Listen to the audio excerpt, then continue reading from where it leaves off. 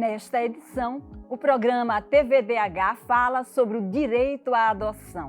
Eu, Manina Aguiar, e o professor Dr. Manuel Moraes, coordenador da Cátedra Unesco-Unicap de Direitos Humanos, Dom Helder Câmara, recebemos a Adriana Mendonça, assistente social da 2ª Vara da Infância e Juventude da capital, do Tribunal de Justiça de Pernambuco, TJPE.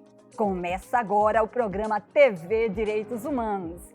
O TVDH é uma iniciativa da Cátedra Unesco-Unicap de Direitos Humanos, Dom Helder Câmara, produzido por estudantes de jornalismo do projeto de extensão EducomDH, Educomunicação e Direitos Humanos na Mídia, numa parceria com a Cátedra Luiz Beltrão de Comunicação, o Centro Dom Helder Câmara de Estudos e Ação Social, o Movimento dos Trabalhadores e Trabalhadoras Rurais Sem Terra, o MST, o Centro das Mulheres do Cabo e o Centro de Cultura Luiz Freire.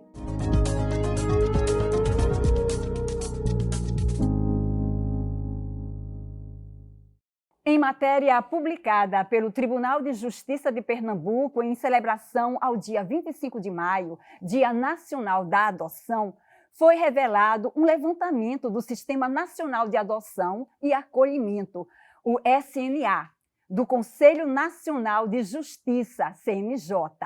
Os dados revelam que há hoje no Brasil 4.699 crianças e adolescentes aptos à adoção e 36.302 pretendentes habilitados. Em Pernambuco, são 172 crianças e jovens aptos à adoção e 907 pretendentes habilitados. Mas essa conta não fecha, principalmente um fator específico: a preferência por crianças mais novas. Pernambuco está entre os estados que mais realizam adoções no país e ocupa a 7ª posição geral em se tratando do número de adoções. No Nordeste, o estado está em primeiro lugar. Em 2023, foram realizadas pelo Sistema Nacional de Adoção e Acolhimento, o SNA, 240 adoções em Pernambuco, das 5.045 adoções no Brasil. Mas ainda há obstáculos sérios a serem enfrentados para que esse número seja ampliado. Crianças e adolescentes aptos à adoção têm pressa. Cada ano mais vivido numa instituição de acolhimento reduz drasticamente as chances da conquista de uma nova família. E você que está nos assistindo, já pensou em adotar? Adriana Mendonça e também o nosso querido professor Manuel Moraes, nós queremos assim agradecer a presença de vocês, contribuindo com um tema tão importante. Seja bem-vinda, Adriana. Bem-vindo, professor. Obrigado, Manina. Bem, primeiramente eu queria saber o que leva as crianças a entrarem no Sistema Nacional de Adoção. Certo, Manina. Existem 2 caminhos que levam as crianças para o sistema. O primeiro deles é quando as crianças sofrem algum tipo de violência, negligência, abuso. Geralmente, as escolas, os postos de saúde ou os conselhos tutelares ficam sabendo dessas situações por estarem nos territórios, né, e fazem a denúncia ao Ministério Público. Então, aí é pedido que primeiro se tenta ver se tem alguém da família que pode ficar com essa criança ou adolescente, né, o próprio conselho faz isso, e não havendo ninguém que possa ficar naquela situação emergencial, essa criança é acolhida, tá? E aí, a partir do acolhimento, se iniciam os processos judiciais para entender o contexto dessa família. Se isso foi uma situação pontual ou se isso é uma coisa que vem acontecendo já, né, com frequência, até que ponto o direito dessas crianças estão sendo violados. E aí, vendo que se não tem condições dessa criança voltar para a família, né, biológica, ela vai para o Sistema Nacional de Adoção. Ela já chega no sistema do acolhimento, porque hoje o sistema ele é unificado. É o Sistema Nacional de Adoção e Acolhimento.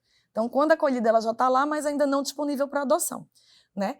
E aí, esse é um dos caminhos. E o outro caminho, que é mais ou menos recente, né? Porque leva tempo ainda para a sociedade entender e mudar os paradigmas, mudar os preconceitos em relação a isso, é a entrega voluntária. quando, eu vou dizer a mulher, mas às vezes vai a família, às vezes vai o casal, né? Decide que não quer ficar com a criança ainda durante a gestação e vai até o judiciário e faz a entrega dessa criança, né? Ela diz durante a gestação que quer entregar, às vezes também nos postos de saúde, às vezes só na maternidade, que as pessoas decidem, né, que não vão ficar com aquela criança. Então, o judiciário é acionado e essa criança, após o nascimento, ela é encaminhada para uma instituição de acolhimento e logo colocada no Sistema Nacional da Adoção. Essa criança que chega nesse segundo caminho é uma criança que, de forma geral, sofre menos violência, negligência, porque ela nasce e já vai para um espaço de proteção, né? Então, essa entrega, na verdade, é uma atitude muito nobre, né? Muita gente tem medo, acha que vai ser punido, né? Se for na justiça dizer que não quer a criança, mas é uma atitude muito nobre de quem segurou a gestação por todo esse tempo, quem decidiu, né, fazer essa escolha, porque nem todas as mulheres são obrigadas, mas quem decide fazer a escolha de permanecer com a gestação faz a entrega logo após o nascimento. Então, esses são os dois caminhos. Ou pela violência de qualquer forma, de qualquer violação de direitos, né, que seja grave o suficiente para a criança não permanecer na família, ou pela entrega voluntária. Bom, então vamos pelo caminho da violência, né? E significa então, professor, que a gente está retrocedendo enquanto humanidade, principalmente do nosso papel enquanto sociedade, família, dos nossos direitos e deveres para com essa garotada, com essa criançada que está sendo colocada nessa situação de violência que culmina na entrega para a adoção? De certa forma, sim, se considerarmos que o Estatuto da Criança, né, prevê que é dever da sociedade, da família e do Estado a proteção integral da criança e adolescente. Nesse aspecto, a gente pode pensar que há um desamparo, mas veja que o depoimento do tribunal é muito importante porque tem um sistema de adoção.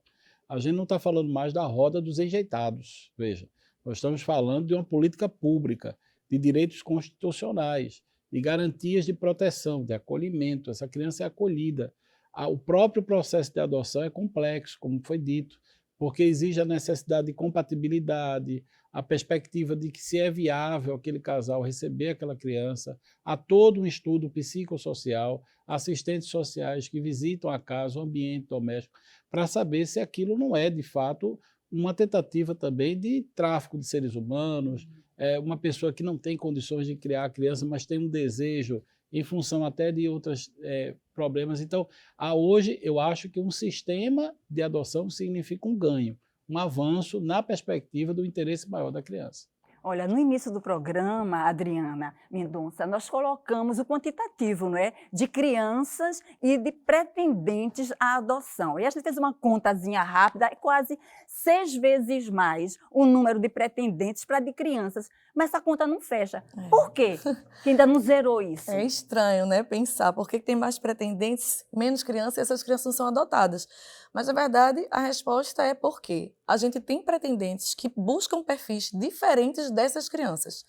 As crianças não ficam no cadastro por muito tempo, né? Elas passam pouco tempo. As crianças que têm um perfil que são mais desejados, elas passam pouquíssimo tempo no cadastro depois que ficam aptas à adoção, porque elas logo vão para uma família adotiva. Mas as que estão, vamos falar de Recife, hoje a gente tem 24 crianças e adolescentes aguardando adoção e 113 famílias aguardando crianças, aguardando esses filhos. Mas todas essas 24 crianças ou adolescentes têm algum tipo de doença ou deficiência ou têm uma idade já bem superior àquelas que as pessoas esperam, né, de um filho. Então, são esses os que ficam. Muito obrigada. No próximo bloco, a reportagem de Ana Botelho é sobre a experiência de um casal que adotou e outro casal que ainda está na fila esperando a adoção. Olha, a gente volta daqui a pouquinho, tá?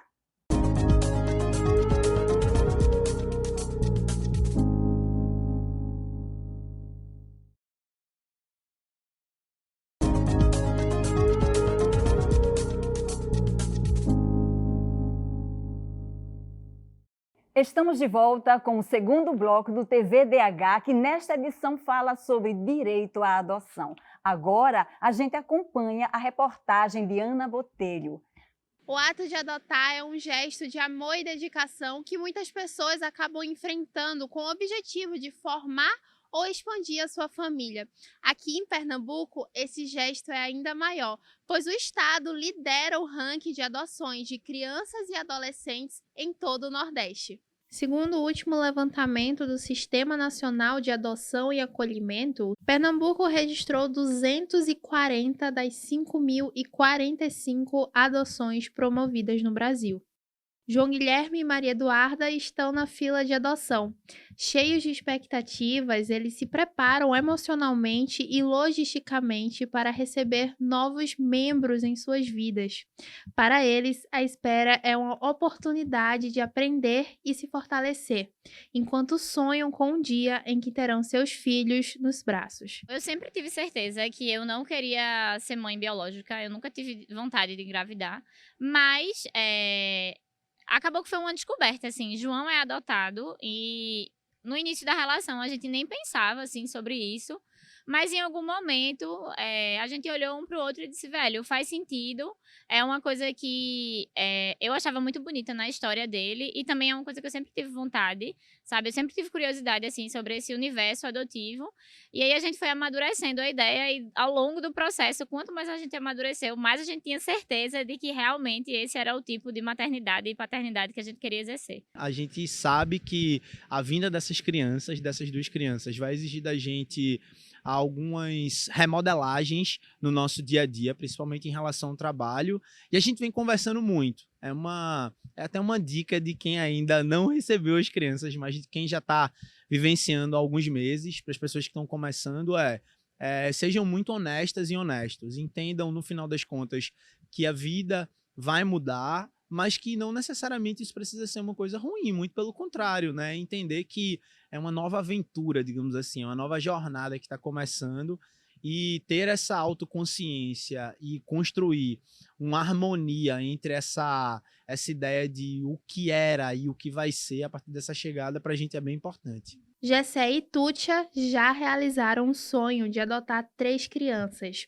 Cada adoção foi uma jornada de desafios e alegrias, mas o amor e a dedicação desse casal transformaram a vida deles e das crianças. Fácil não é, mas foi algo que a gente decidiu, não foi uma atitude impensada, nós pensamos muito, amadurecemos muito, não é? O período que nós passamos na fila fez com que também a gente amadurecesse, né? Poxa, se pensávamos em ter 2, e por que não 3? A gente já pensava em ter 2, né? Nós já estávamos beirando os 50 anos, então, poxa, por que esperar mais? A gente sempre ouvia os pais adotivos dizerem isso. Ah, meu coração sentiu, na hora eu senti. E eu achava assim, muito, muito romântico, né? Tem uma dose extrema de romantismo nisso tudo. E só quando nós vivemos isso é que nós entendemos que de fato isso acontecia, né? É algo assim inexplicável. É como você ver um filho biológico pela primeira vez. Muito bem, então eu gostaria muito que você, a Adriana Mendonça, pudesse, né, fazer um comentário sobre esses depoimentos tão bonitos que a gente viu agora. Sobre a adoção, sobre esse ato, né, esse encontro de amor. As famílias que chegam para adotar, né, são das mais diversas, né? Muita gente acha que para adotar tem que ser casado, não pode ser solteiro, tem que ter uma renda alta, tem que ter casa própria. Muita gente pensa isso e, como a gente viu, são famílias diversas. Podem ser famílias homoafetivas, podem ser famílias heteronormativas, podem ser pais e mães solos, né? Não tem um critério hoje em dia não tem nenhum tipo de preferência, né? Desde o antigo, antes do SNA, o CNJ, que é o Conselho Nacional de Justiça, ele criou o Cadastro Nacional de Adoção, o CNA, né? E a partir do cadastro foi que esses critérios foram sendo abolidos, porque antes cada comarca tinha o seu próprio critério e essas preferências existiam. Então, pessoas casadas tinham preferência em relação a pessoas solteiras. Eu acho que nem existia abertura para a adoção homoafetiva, né? Então, hoje, qualquer pessoa que, logicamente, tem que ter uma renda mínima, tem que comprovar a renda, né? Porque você tem que sustentar essa criança, mas se você tiver um salário mínimo, você pode morar de aluguel, você só tem que comprovar que tem condições emocionais, né? Especialmente que você tem o desejo realmente de se tornar pai e mãe. Ou pai, ou mãe, ou só pai, porque o que move de fato a adoção, o que faz a adoção dar certo, é esse desejo de tornar alguém seu filho. Né? Não pode ser prática caritativa, não pode ser na expectativa de que essa pessoa vai te ajudar na tua velhice, que vai cuidar de você, ou que é uma companhia para o outro irmão de um filho que você já tem. Né? A criança que chega, ela tem que ser colocada nesse lugar de filho, ocupar esse lugar, tal como qualquer outro filho. Professor? Exato, porque, veja, o sentido agora é a afetividade, ou seja, esse vínculo afetivo que se cria e que se projeta na ideia de famílias. Então, portanto, não tem mais aquele modelo anterior. Você agora tem várias formas de família e nessa diversidade há um elemento central, que é o afeto, né? Ou seja, você tem um desejo de ter aquela pessoa humana do seu lado que vai lhe trazer carinho, mas também você vai trazer com ela amor, afetividade, sonhos, utopias, vai construir um projeto, né? Eu acho que esse é o grande desejo de todo o sistema, né? De saber qual é o projeto de vida que se constitui a partir dessa ideia de família com esta criança que está chegando e que vai ser agora um sonho, né? Porque no fundo os nossos filhos são isso, né? São nossos sonhos. E é muito interessante porque no direito esse ato de adoção ele não tem volta, né? Isso é muito importante ser dito. Uma vez que você declara que alguém é seu filho, juridicamente você não pode mais revogar esse ato, né? Isso vem inclusive lá atrás do direito romano. Quando a pessoa declarava que era adotado, se havia um gesto, o cidadão levantava aquela criança, havia uma fórmula, né, chamada direito formulário, se fazia uma frase e, naquele momento, aquela criança passava a ser seu filho. Então, isso foi trazido para uma perspectiva de direitos, porque imagina você hoje declarar um filho e amanhã dizer, não, eu quero devolver para o sistema porque eu me arrependi, né? Isso não existe, essa possibilidade não existe. Por isso que o ato tem que ser pensado, planejado e juridicamente perfeito, para que essa criança tenha, não só do ponto de vista do Estado, a segurança jurídica de que ela foi adotada, como todas as consequências que a adoção gera no sentido da responsabilidade. Porque você tem os ganhos da afetividade, mas tem que ter os deveres, né? Como toda ação tem direitos e deveres. E não só a criança, mas principalmente o adulto, afinal de contas, é uma perspectiva de uma sociedade que tem que ter responsabilidade a tomar esse ato. Mas é um ato necessário, um ato que garante, né, que dignifica quem faz e engrandece, eu acho, que o processo de construção de uma civilização, não é? Verdade. Eu queria saber de você, Adriana, como é o processo, né? É feito um trabalho também com esse casal, com a família, porque muitos que adotam já têm uma família constituída, já têm filhos, e como é que é feito isso? Então, todo mundo que vai saber... Eu vou falar da experiência de Recife, tá? Nacionalmente existem critérios, mas a gente aqui em Recife colocou mais alguns. Você tem que apresentar uma documentação, provar a idoneidade, né? Provar que não cometeu nenhum crime contra a criança, nenhum tipo de crime. E aí, a gente aqui é muito parceiro dos grupos de apoio à adoção. Pernambuco tem muitos grupos de apoio. Recife tem um grupo de apoio muito antigo e que é muito parceiro nosso. Então, hoje, para você adotar em Recife, você, antes de se habilitar, você participa de 4 reuniões nos grupos de apoio. Porque esses grupos de apoio, eles conversam sobre as temáticas da adoção, das temáticas mais diversas, né? Adoção de grupos de irmãos, adoção interracial, adoção de crianças com deficiência, expectativas, né, na adoção, filho real e filho ideal, né, aquele que a gente idealiza e que quem vai chegar é totalmente diferente daquilo que a gente idealizou.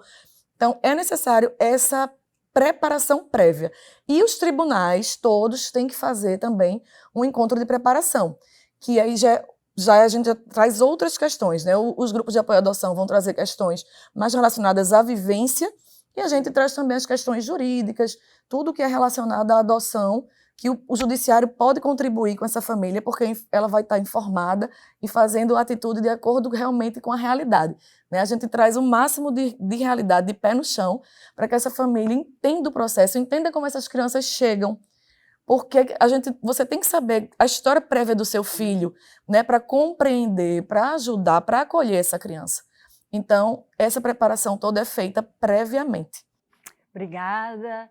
Bom, no próximo bloco tem o quadro Fala Povo, com Fagner Clemente. Ele saiu às ruas com a seguinte pergunta: Você adotaria um ou uma adolescente? Por quê? As respostas você vai conferir daqui a pouco. Nós voltamos já já.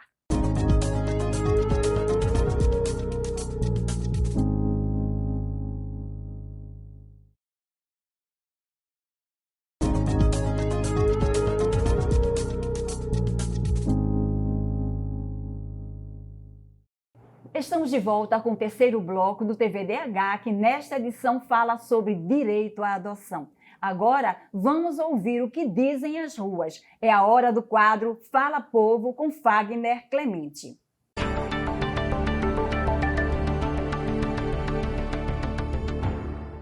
A adoção é um ato de amor e responsabilidade, mas muitas crianças e adolescentes acabam aguardando por longos períodos a chance de serem adotados. Diante dessa realidade, o TVDH de hoje foi às ruas perguntar: você adotaria um ou uma adolescente? Por quê? Ou um adolescente ou uma criança mais nova, todo mundo tem direito à adoção. Todo mundo tem o direito de ser de pai, de mãe, independente de seja um pai biológico ou uma mãe biológica, sabe? Todo mundo tem o direito de ser assistido e de receber um afeto e um carinho. Então, eu adotaria. Eu poderia até adotar, sabe? Depende muito da visão do que eu estou vendo em relação a onde ele está vivendo o ambiente, né? Porque adolescente ele vem com conhecimento de uma vivência de educação familiar que não vai ser a mesma que eu já vou dar depois, né? Então, para mim, seria viável pelo menos ter uma análise de tudo que eu vou fazer. Mas que eu teria essa vontade, teria sim. Um adolescente não. Se fosse um bebê, sim, mas um adolescente não, porque já está com a cabeça já formada, assim, e a princípio já tem uma base, né, de uma formação psicológica. Aí às vezes já vem com alguns traumas, com alguns problemas que podem acarretar na criação do desenvolvimento, né, para a fase adulta. Aí eu não adotaria uma adolescente. Só se fosse uma criança, um bebê que você consegue formar o psicológico daquela criança, mas um adolescente não.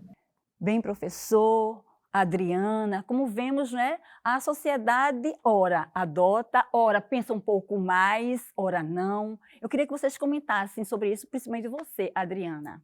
De fato, existe um grande preconceito em relação aos adolescentes, né? Muita gente pensa que já está totalmente formado, como se fosse um ser humano que não fosse mais capaz de aprender nada ou de mudar nada, quando, na verdade, todos nós estamos o tempo todo aprendendo, né?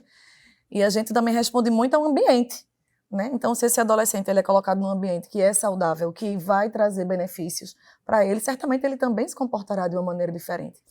Mas, para além dos preconceitos, também tem a questão de que muita gente quer acompanhar a criança desde a tenridade, acompanhar o desenvolvimento, especialmente aqueles que ainda não tiveram filhos biológicos. Às vezes, quem já teve filho biológico amplia um pouco mais a idade, porque já viveu esse comecinho.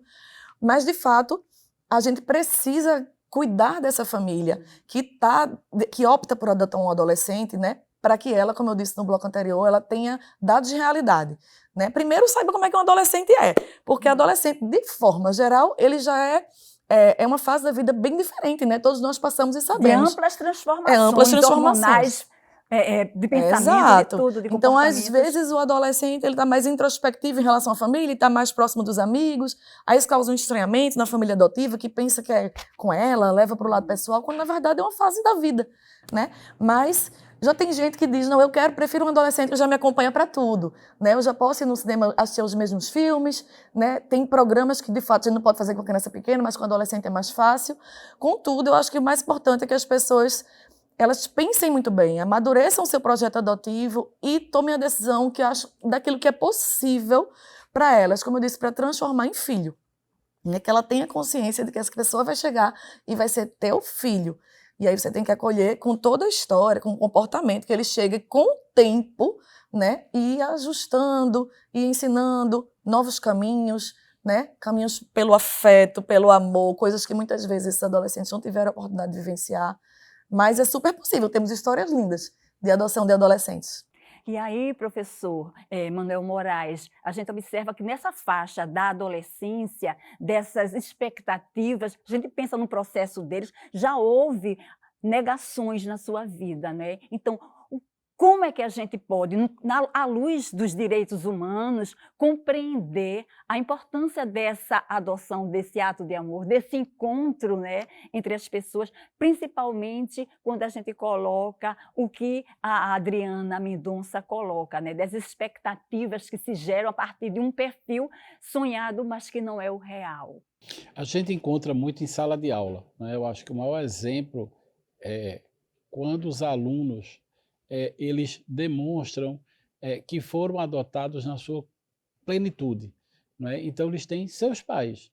E esse amor, eu diria que é um amor, não que o filho biológico ele não tenha, né, esse desenvolvimento do amor de uma forma umbilical, mas o amor da adoção ela tem uma força especial. Porque a criança que foi adotada, ela entende isso, principalmente quando já é madura. Então ela compreende que é um gesto de solidariedade, que é um gesto de empatia, mas que é um gesto que faz aquela pessoa que promove a adoção uma pessoa que abraça um conjunto de possibilidades, inclusive ela própria, né? Então são pessoas muito especiais. Eu diria que são pessoas que a gente deveria homenagear, não no sentido piegas, né? Vamos homenagear agora quem adota, e não é isso, mas no sentido de perceber que são pessoas muito sensíveis, são pessoas que compreendem a sua capacidade de amar e de dividir, né? Dividir um pouco mais o seu espaço, o seu lar, a sua vida, né? E que é muito interessante como o desenvolvimento desses jovens. São jovens que se desenvolvem, que conseguem vencer grandes desafios e que ao longo da vida desse projeto que vai um dia ganhar sua própria autonomia, poderá também adotar outros filhos. Ou seja, esse processo de exemplo, né, de quem adota e quem projeta, né? Lembrando que antigamente, embora a gente viu, né, na reportagem muito preconceito, eu me lembro que havia também a chamada adoção à brasileira, que era uma coisa complicada. No direito era muito complicado porque não era adoção formal, não havia um sistema de proteção. Havia aquela pessoa que muitas mulheres, né, tinham muitos filhos, mas também não conseguiam, digamos assim, criá-los. Então era muito comum você, entre a família ou entre famílias, né, ter aquela pessoa que dizia, olha, Manina é minha, eu vou criar Manina. E não tem jeito, e Manina é minha, eu vou criá-la, e começa a criar Manina como se filha fosse. É a chamada adoção brasileira, né? Não há documentação, não há registro, não há formalidade, mas há um elemento de afeto. Por um lado, isso é positivo naquele contexto, porque você tinha essa coisa muito comum, mas, ao mesmo tempo, você não tinha essa lógica da igualdade. Os filhos adotados dessa maneira, muitas vezes, não eram reconhecidos como filhos, e isso gerava uma desigualdade que é muito perversa. Ou seja, a adoção precisa ser pensada numa perspectiva de igualdade. Filho é filho. E de acesso a direitos, né, professor? E jamais você pode nominar, esse é meu filho adotivo. Não existe isso. Ele é seu filho. Portanto, filho em todas as condições, né, toda plenitude de filho, e o direito é dessa forma que entende. No próximo bloco, tem o quadro Educar para os Direitos Humanos, com o repórter Thales Alencar. É quando as pessoas convidadas respondem uma pergunta feita por você, que acompanha o TVDH. Até já!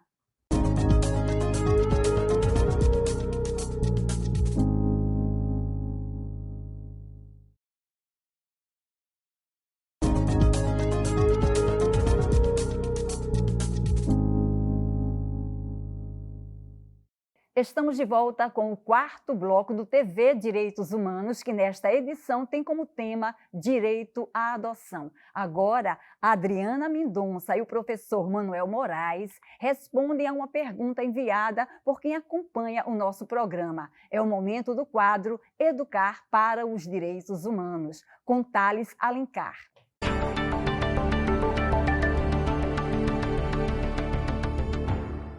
Se o processo de adoção no Brasil já foi assunto de alguma conversa sua, é bastante provável que a burocracia complicada que envolve adotar uma criança também tenha sido mencionada. Segundo dados do Conselho Nacional de Justiça, são mais de 30 mil crianças morando em abrigos hoje. Desse total, menos de 5 mil delas estão aptas para serem adotadas. Em paralelo a isso, existem mais casais aptos para adotar do que crianças nos abrigos. No total, são mais de 36 mil famílias habilitadas no processo de adoção, mas que ainda esbarram nas questões burocráticas. É um sistema complexo e que ainda existem algumas brechas. E é justamente sobre elas que a jornalista Inês Campelo traz uma pergunta aos entrevistados no estúdio. Eu gostaria de saber o que a Justiça tem feito para evitar a devolução de crianças que estão em processo de adoção. Eu passei por isso. A minha filha, Celeste, ela foi devolvida 3 vezes até que eu a conhecesse. A gente agradece à jornalista Inês Campelo pela pergunta. Adriana. Então, Manina e professor, como esse lidar com isso? É um tema que tem inquietado muito o Poder Judiciário e as varas da infância. Inclusive, o TJPE fez há 2 anos um grupo de trabalho para estudar isso. Eu até fiz parte desse grupo de trabalho, porque é um tema bem inquietante. E apesar dessa preparação que a gente disse, né, que os pretendentes têm previamente a própria habilitação para adotar, né? Às vezes, quando a criança chega, parece que esquecem tudo que a gente falou, sabe? E a gente se depara com falas, assim, muito surpreendentes, sabe? De motivos de devolução. Coisas do tipo, meu filho me desafia muito. Ele não me obedece. Eu digo, bem-vinda à maternidade, né? É isso, maternidade, paternidade. Né? Mas as pessoas criam expectativas realmente muito românticas, sabe? Como se fossem bonecos e bonecas programadas para atender às suas necessidades de afeto, né? E de desejos de educação. Exatamente. As pessoas criam essa expectativa extremamente romantizada e aí... Acho que a gente vive numa sociedade que cria isso agora com as redes sociais, cada vez mais as pessoas achando que a grama do outro é mais verde, né? E aí chega o filho que dá trabalho e a gente diz, a única coisa que a gente pode prometer é que você vai ter trabalho, porque filho dá trabalho, né? E aí as pessoas trazem esses discursos, sabe, muito voltados ao próprio comportamento infantil. São coisas que as pessoas deveriam saber. Embora, lógico, às vezes há situações realmente um pouco mais graves, né, que demandam um acompanhamento da justiça, mas, de forma geral, as pessoas que aceitam ajuda nesse momento de dificuldade, elas não devolvem. Né? São fases que se passam. Isso, a gente até não gosta desse termo devolver, que parece um objeto. Né? A gente diz que a pessoa desistiu, sabe? Essa pessoa desistiu daquela criança, daquele adolescente. Então, quando esses pretendentes estão passando por problemas, a gente ajuda, o judiciário está do lado, a gente faz os encaminhamentos. Os grupos de apoio também têm os momentos pós-adoção, tem os núcleos pós-adoção, que é para apoiar essa família, sabe, a passar pelas situações. E a gente sabe que não são fáceis. Eu não estou dizendo que é fácil criar filho. Não é fácil. Especialmente crianças e adolescentes que vêm de um histórico de muita violência, né, de desamor, né, e que eles têm dificuldade, às vezes, até de acreditar que estão sendo verdadeiramente amados. Então, às vezes, eles testam, né, até onde você vai comigo, ou você também vai abrir mão de mim. Né? Mas isso tudo é dito previamente aos pretendentes. Contudo, a gente está do lado, durante o chá de convivência, para apoiar. Mas algumas pessoas já chegam com a intenção realmente de desistir. Elas não querem ajuda, elas só querem desistir. Né? E aí a gente entende que, embora muito cruel para a criança, que já passou por uma série de situações, né, que nenhum ser humano deveria passar, e crianças tão pequenas já passaram por tanta dificuldade, e aí chegam pessoas se dizendo pais e mães, e desistem, né? Embora isso aconteça, a gente pensa que ainda é melhor que essa criança retorne do que estar num lugar onde ela não vai ser nunca bem aceita. Né? Exato. A gente trabalha muito com a questão da dignidade da pessoa humana, né? Eu acho que esse é um fato típico também, né, professor? Que a gente possa compreender a outra pessoa como sujeito de direitos nesse processo todo, né, de acolhimento. E também o interesse maior da criança, porque pode ser também que a criança tenha feito aquele primeiro contato, tenha se estabelecido, por isso que são fases, né? A adoção não é um processo imediato, é um processo que envolve, eu acho que mais de 6 meses, né? Dependendo do tipo de adoção, mas esse processo tem que ser amadurecido e a justiça tem se aperfeiçoado. E por isso minha homenagem, né, à Adriana, a todo o setor, né, a Juizado da Infância, são juízes e juízas dedicadas à luta e profissionais, né, da justiça. Isso para a gente nos enche de orgulho. Agora, a criança também tem que ser ouvida. Pode ser também que haja, por outro lado, não só o adulto que não se adequa, como também a criança que chega à conclusão de, olha, não é bem assim, não é bem esse lugar, não são bem essas pessoas, né? Então, existe um preceito internacional que é o interesse maior da criança. Então, o interesse maior da criança tem que ser ouvido no processo da adoção também. Não há como, né, o juiz não perguntar. Você quer, é compatível, tem essa, né, claro, que eu estou falando de uma criança com uma certa, né, idade. Crianças menores, a situação é muito mais difícil. Por isso que o controle, o acompanhamento é fundamental. Porque, infelizmente, nós temos situações dramáticas que a gente precisa também tratar, né, que são casos, por isso que o controle precisa ser muito, muito forte, de tráfico de crianças, de questões que são muito sérias, né, de violência sexual e de abuso. Então, o estar junto do Estado e da sociedade nesse processo é muito importante, porque a gente não pode permitir que nossas crianças sejam também acessadas por pessoas que, na verdade, não têm interesse efetivo, legítimo da adoção, né? Professor e Manina, se for possível, a sociedade como um todo tem que abraçar a adoção. Isso. Porque as escolas, às vezes, para onde essas crianças vão, onde esses pais matriculam essas crianças, não acolhem essa criança na sua individualidade e na sua história de vida. E aí causa uma série de problemas que, às vezes, culmina na desistência da adoção. Então, na verdade, é um contexto bem geral e amplo, assim, que é preciso garantir para que essa criança, de fato, seja acolhida. É que se faça cumprir o artigo 4º, né, do Estatuto da Criança e do Adolescente. Muito bem. Depois do intervalo, tem o 5º e último bloco desta edição do TV Direitos Humanos. Daqui a pouco a gente volta, tá? Sai daí não.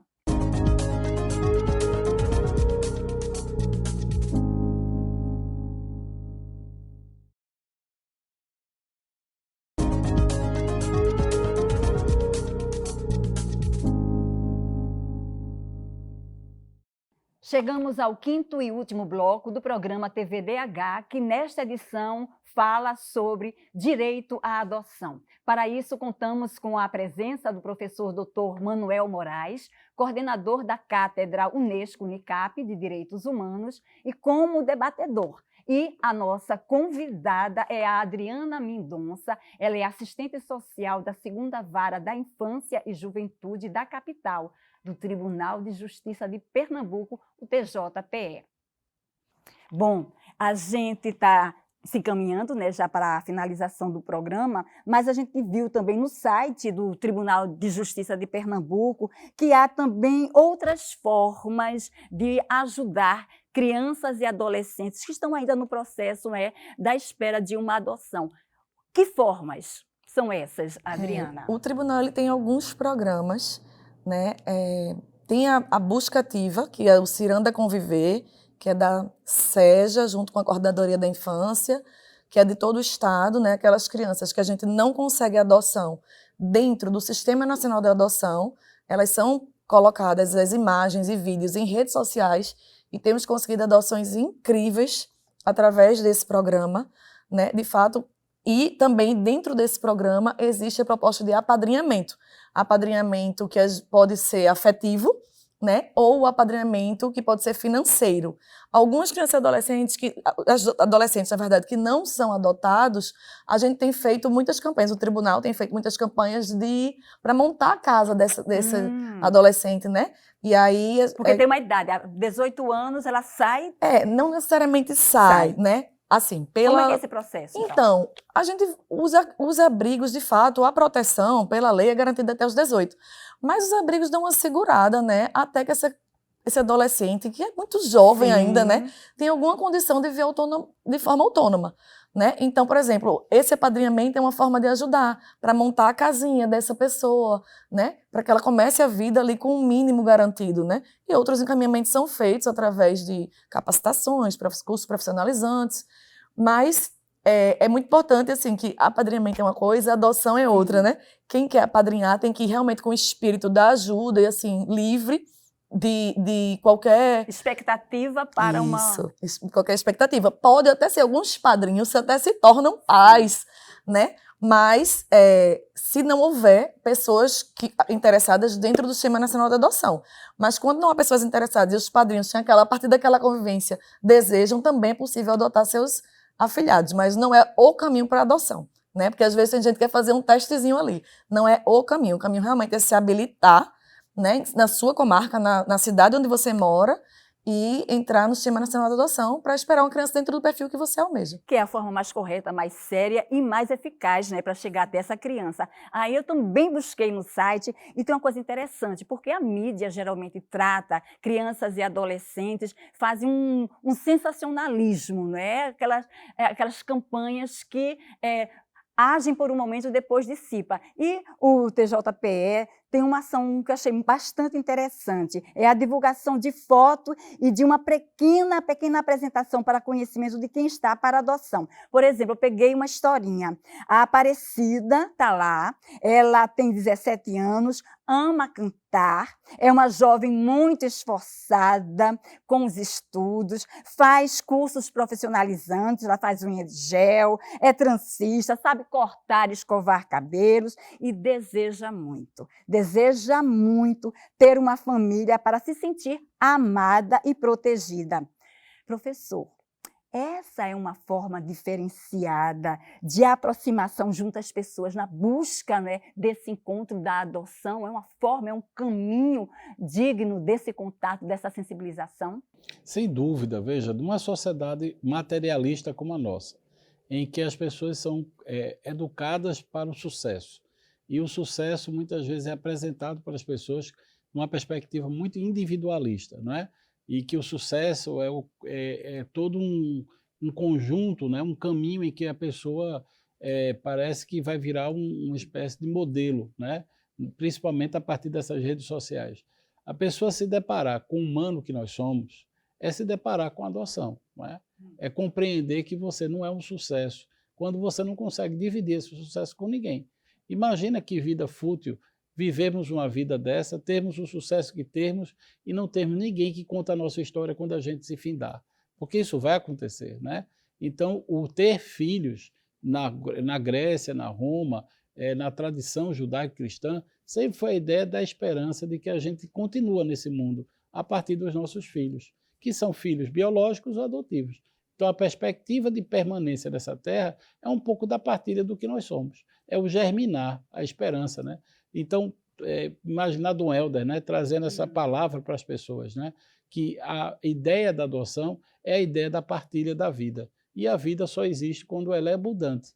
A abundância aqui é essa prosperidade de poder compartilhar o bom, né, viver, né, o viver bem, o viver o que o Papa fala de casa comum, né? Então a gente está numa casa comum. Que coisa tão interessante a gente ver pessoas criando pets, né, criando animais, tendo com esses pets coisas tão incríveis, vivendo experiências tão incríveis, né?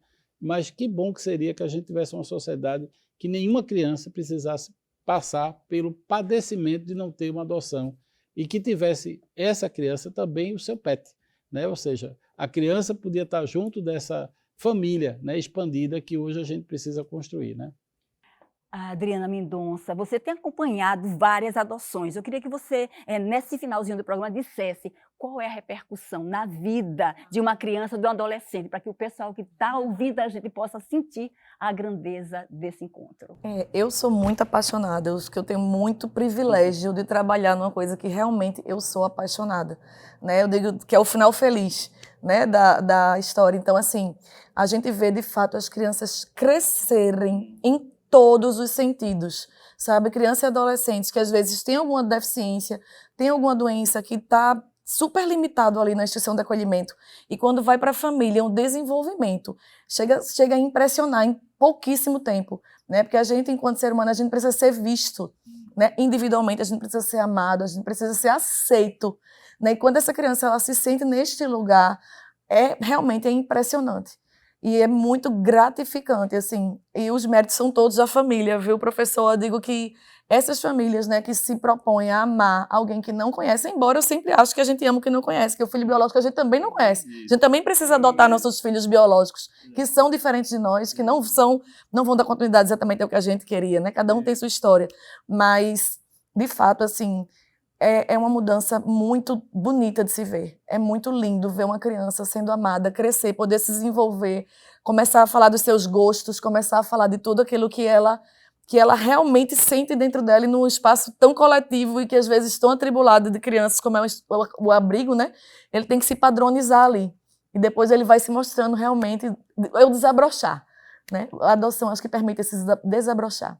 Olha, quero muito agradecer a presença e as contribuições do professor Manuel Moraes, agradecer a você também por trazer tantas informações importantes e convidar você para procurar aí, no seu município, no seu estado, essa oportunidade de conhecer mais esse processo de adoção. O TVDH é uma iniciativa da Cátedra Unesco-Unicap de Direitos Humanos Dom Helder Câmara, produzido por estudantes de jornalismo do projeto de extensão EducomDH, Educomunicação e Direitos Humanos na Mídia, numa parceria com a Cátedra Luiz Beltrão de Comunicação, o Centro Dom Helder Câmara de Estudos e Ação Social, o Movimento dos Trabalhadores e Trabalhadoras Rurais Sem Terra, o MST, o Centro das Mulheres do Cabo e o Centro de Cultura Luiz Freire. Acompanhe a gente nas redes sociais e traga sugestões. Anota aí. @programa tvdh.unicap. Estamos também no YouTube, viu? Nos canais Jornalismo Unicap, Cátedra Dom Helder. Lá você encontra outras edições do programa, sempre com o tema dos direitos humanos. Agradecemos pela companhia e até a próxima!